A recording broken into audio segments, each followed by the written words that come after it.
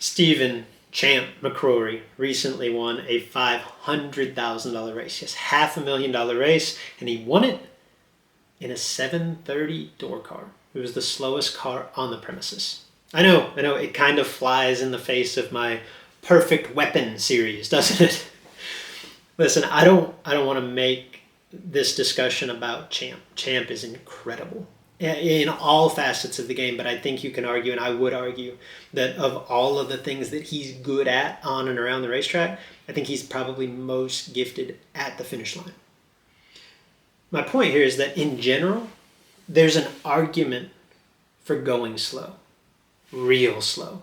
Whether it's Champ going 730s in an 8th mile bracket race, or Chris Gerritsen running 890 at 115 miles per hour against a field of 170, 180, 190 mile an hour dragsters. Or recent JEGS All-Stars Superstock winner Troy Olszanowski lifting around 1,000 foot and coasting to 1170s at just 92 miles per hour.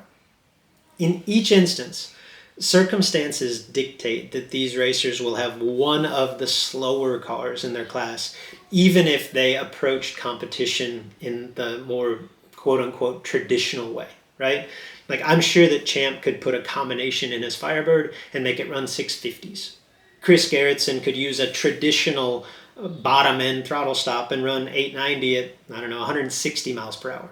Troy Olszanowski, he could run, 1130s probably at 115, maybe a little bit more. Then they'd all be on the slower half of the field. They'd still be getting chased, which most racers would view as a disadvantage when it comes to driving the finish line.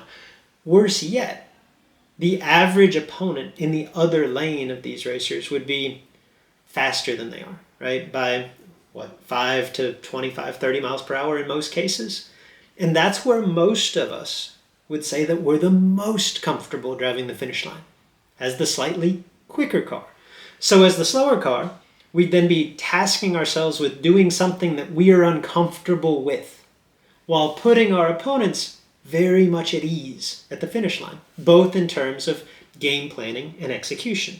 This is that range where racers like Champ, Chris, Troy, this is where they, and so many others, find themselves. What these racers, and more, have done by leaning into the slow is to mitigate that advantage, or in their case, disadvantage. They've made themselves so slow that most opponents are not comfortable against them at the finish line. Like, I don't want to race against Champ when I'm going 620s in my Vega, much less when I'm going 460s in my Corvette. I don't want to drive the finish line when I'm going a $180 in Super Comp against Gerritsen's 118. By going so slow, these racers force the quicker opponent's hand, where they may have been at a disadvantage in terms of driving the finish line, whether that's real or perceived, that disadvantage. They force the race to be contested on different terms by leaning into the slow. Finish line skill and comfort, it's essentially irrelevant when there's 40, 50, 60 mile an hour discrepancy from one lane to the other. In those instances, no one's doing a good job. Now the race, it's dictated on different terms. Now it's a package race. So if you're in a slow car and you're not real confident in your finish line ability relative to your opponents in their faster cars, but you are confident in your ability to hit the tree and match the dial in, leaning into the slow, slowing that car down even more, specifically at the finish line, it's got merit.